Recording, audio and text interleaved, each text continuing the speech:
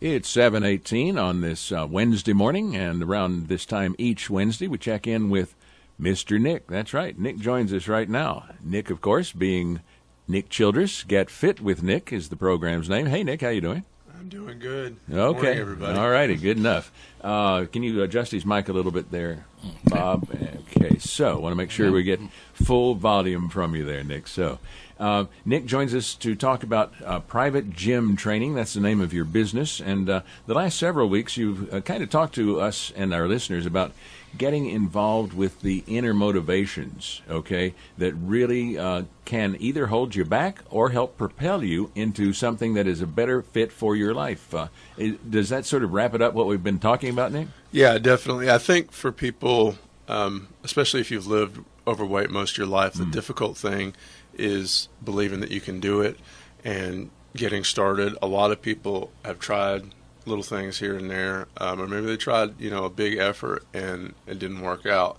So the thing that a lot of people have that keeps them from getting started is fear of failure. Once you get past those first few weeks and you have success, you generally stay motivated.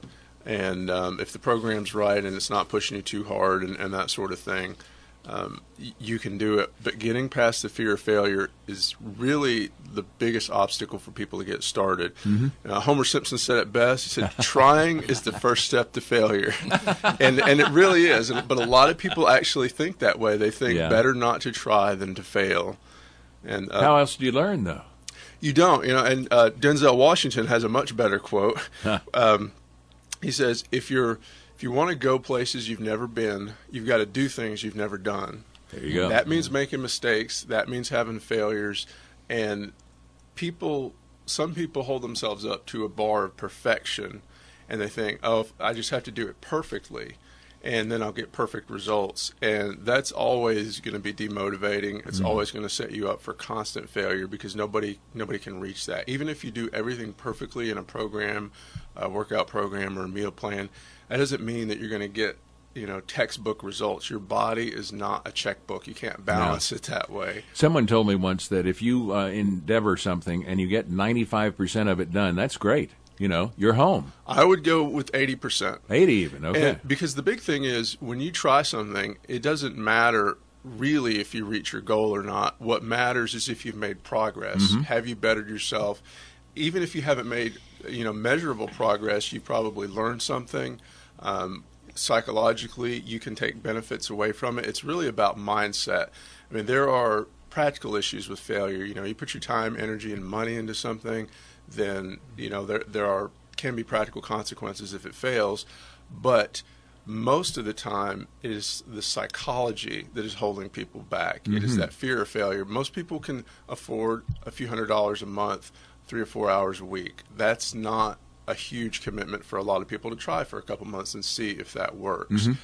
So it really is the psychology that's holding people back. Okay. Well, and it's also that the idea of exercise, the first time you start, it can hurt.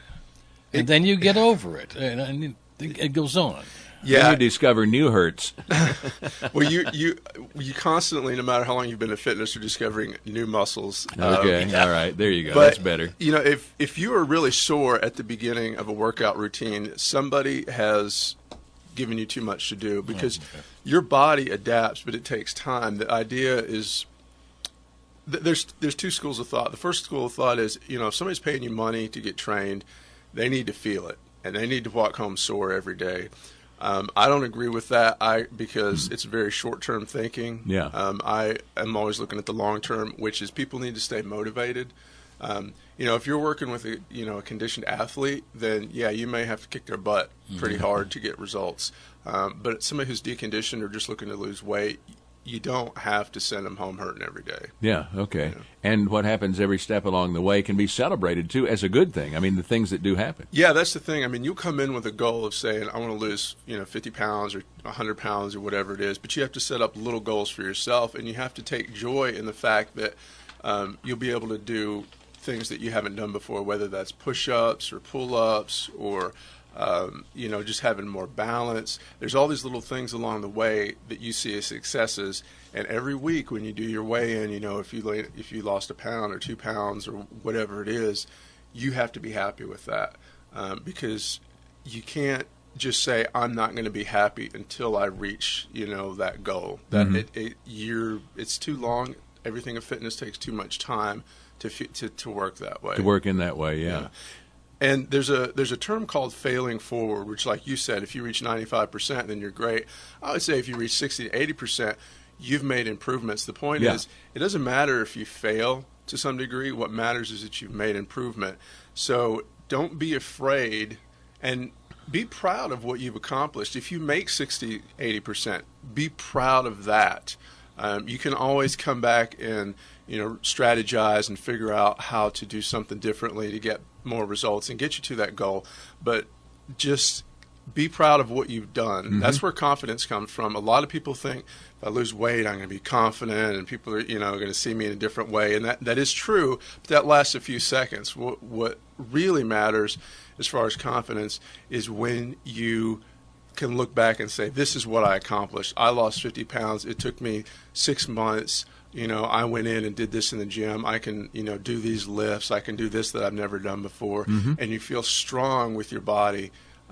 That's where real confidence comes from. How do you get people motivated to make this a lifestyle? Once they get started, honestly, it kind of does it by itself if you do the changes correctly, which is smaller and incremental and not killing people. If they think that they're going to have to be sore for the rest of their life every other day, or that they're going to have to eat chicken and broccoli every day, that'll wear people out. That sounds good. Okay, man. You're one of the lucky 10 people that like that. No butter, no breading. It's fine. No, that's great. Yeah. Let me ask you this, Nick. Do you advocate positive reinforcements along the way? Yeah, I don't do any kind of negative reinforcement. I do tell people the facts. If you eat this or you go off your diet in this way, these are the results, and let people deal with that. But I'm completely positive in the way I deal with people. I'm more interested in how well your commitment is, that's showing up as, giving your effort to the exercises. If you only lost 1.5 pounds last week instead of 2 pounds, I'm not going to drive you over the head and say, you're not doing everything right, because you may have. And the body fluctuates several pounds a day. Interesting. And from week to week and day to day. So don't focus on the scale every day. It's like looking at your stocks every day. It's just not. You're not going to be happy. So it's okay to say, well, today the scale lied, right? Because it probably did, just depending on the time of the day or the week. Yeah, how much water you drink, how much salt is in your system from the previous day's foods, how much you ate the day before. Hormones, especially with women, will cause weight fluctuations. And then some days you just have a weird day. So that's what happens, and you'll learn to accept it over time. You mentioned water there, too. Is there a recommended amount? We hear, 64 ounces of water a day or this sort of thing. What do you think? 64 is a good number. I really think... That's 8 glasses, basically. I really think people should have more than that, especially if they're working out. Just an extra, 2 to 3 glasses just for the workout is what I recommend. And beforehand, too, because your body needs time to hydrate. So, it's important, but there's a lot of flexibility in that water number. Okay. Well, there's so many variables, too. That's just one of many. Yeah, body weight is going to be a huge one. 120-pound girl does not need the same amount of water as a 400-pound, obese person. Yeah, there you go. Nick Childress with Private Gym Training. Get fit with Nick every Wednesday morning about this time. Nick joins us to talk about one-on-one private gym training. A real quick thumbnail of what that means and then how to get in touch. Yeah, when you come in my gym, it's just you and me. You get the gym to yourself, your own music, no waiting for equipment, nobody's watching you. So if you want to lose weight today and in a safe environment, I'm definitely here to help you do that. You can reach me at privategymtraining.com or 430-8089. What's the number again? 430-8089. Okay, very good. Nick, we'll talk to you next week. Thanks.